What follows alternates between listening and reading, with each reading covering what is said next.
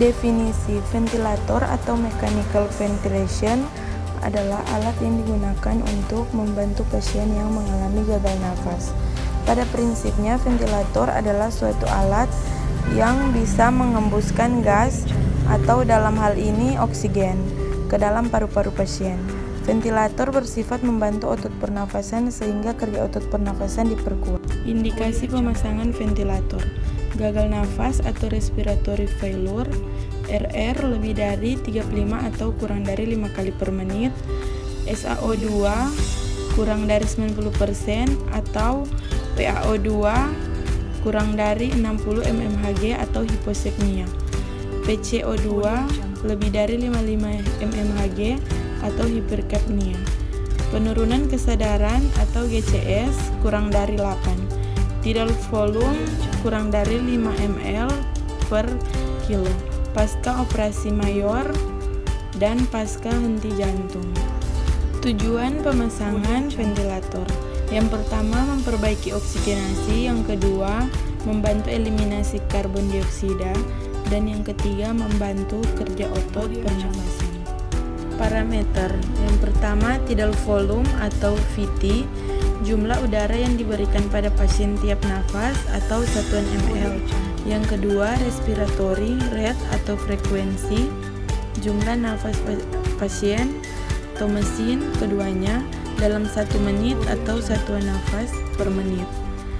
Yang ketiga, minutes ventilation atau MVE, jumlah udara yang diberikan pada pasien dalam 1 menit atau satuan L per menit, merupakan hasil perkalian tidal volume dan respiratory rate.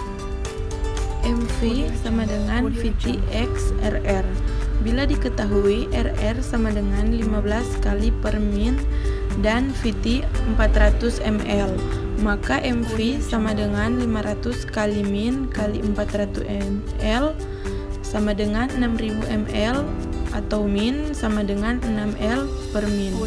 Bila diketahui MV sama dengan 6L per min dan RR sama dengan 12 kali per M, maka VT sama dengan 6000 ml per min bahagi 12 kali per min sama dengan 500 ml.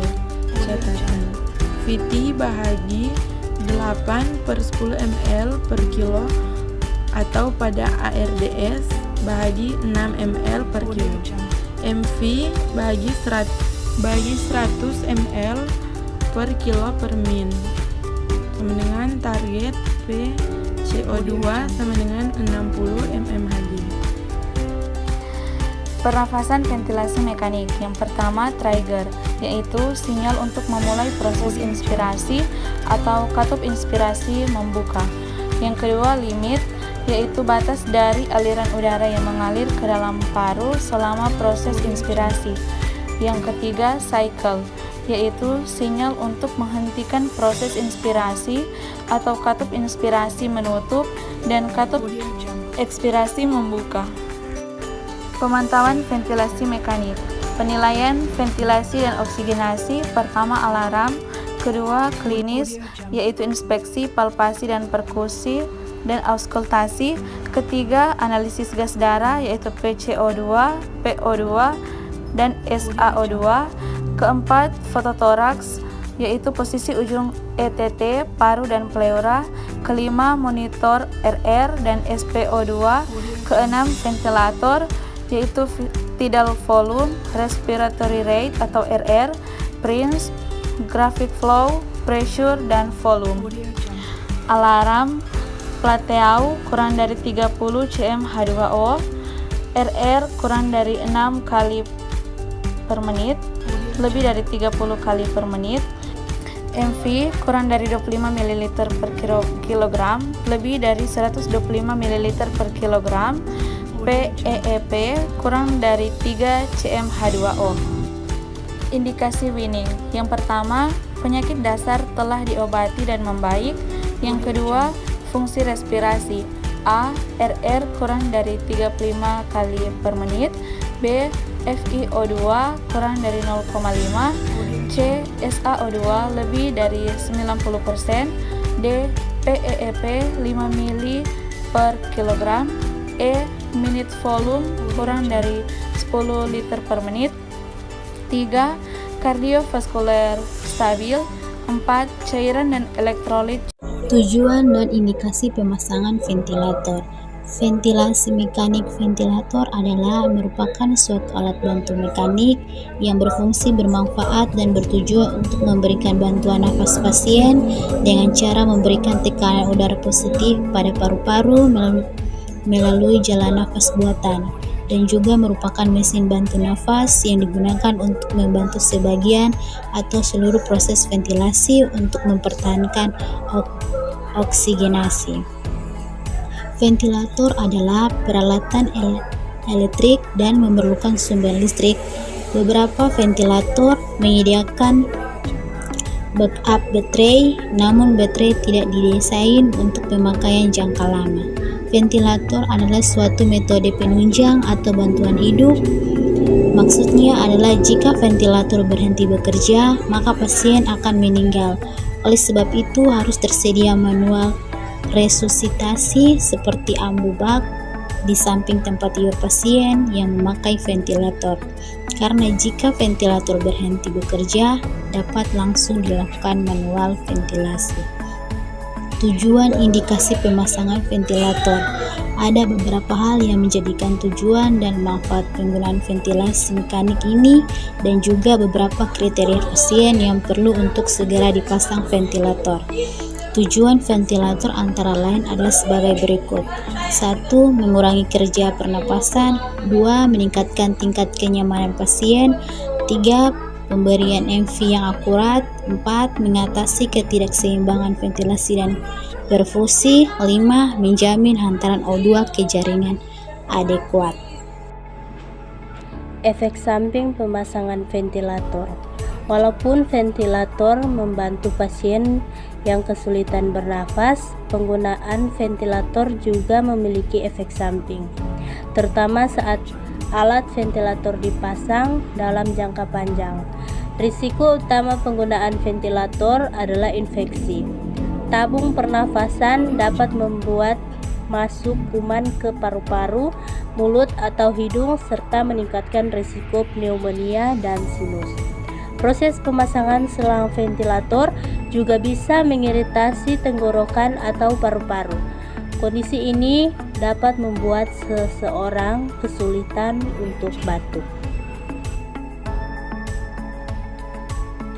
Perawatan pasien dengan menggunakan ventilator mekanik. Ventilator adalah suatu alat sistem bantuan nafas secara mekanik yang didesain untuk menggantikan atau menunjang fungsi pernafasan. Bagian-bagian ventilator yaitu ventilator, vaporizer, APL valves, caving system, soda lim, carbureted tube, below flow meter. Pemasangan ventilator. Tentukan minute volume atau MV, yaitu MV sama dengan tidal volume atau TV kali respiratory rate atau RR. Normal TV sama dengan 10-15 cc kg berat badan. Normal RR sama dengan pada orang dewasa sama dengan 10-12 kali per menit. Modus tergantung dari keadaan klinis pasien. Kemudian bila penggunaan IMV harus dikombinasikan dengan PEP. PEP ditentukan tergantung dari keadaan klinis pasien. Pada pasien dengan edema paru, PEP dimulai dengan 5 mmHg. Pada pasien tidak dengan edema paru, PEP dimulai dari 0, tetapi FiO2 dinaikkan sampai 50%. Bila FiO2 tidak naik, baru diberikan PEP mulai dari 5 mmHg. Pemantauan.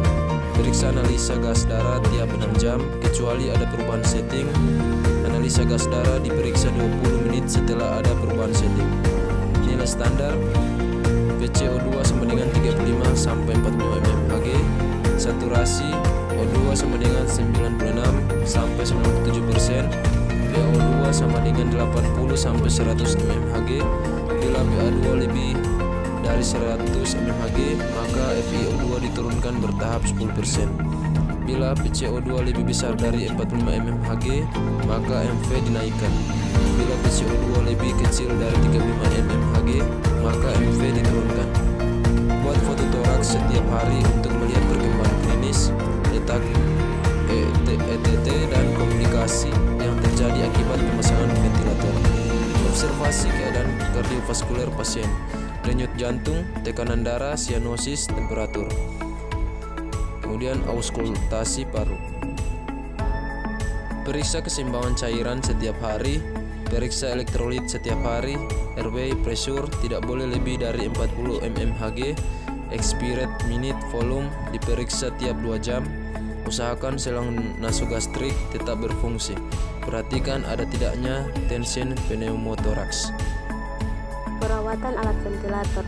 Terangkan tujuan pemakaian ventilator pada pasien dan atau pada keluarga bayi pasien yang tidak sadar.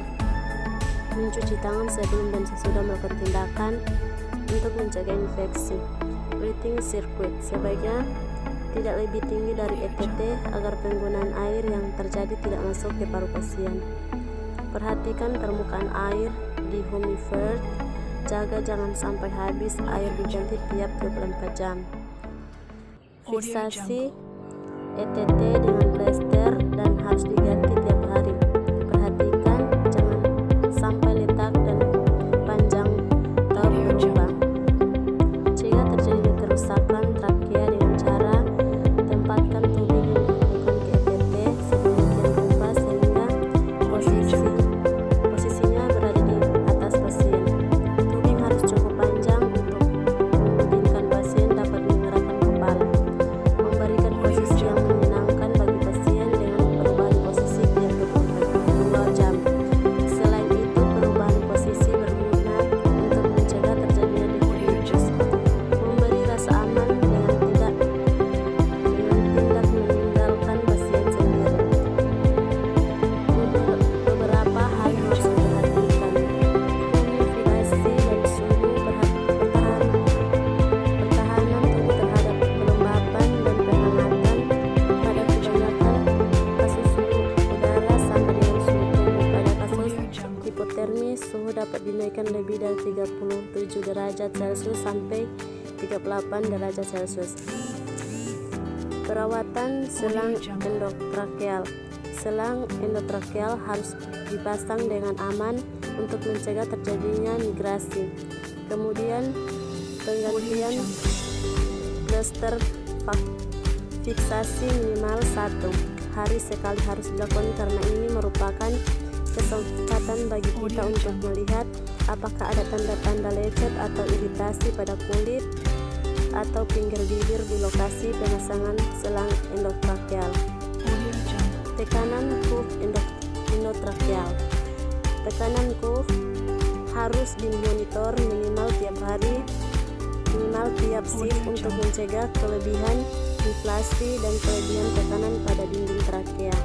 Pada pasien dengan ventilasi mekanik, tekanan terbaik adalah paling rendah tanpa ada kebocoran atau penurunan pindal volume. Cuff kalau memungkinkan dikempaskan secara kredit untuk mencegah terjadinya nekrosis pada trakea.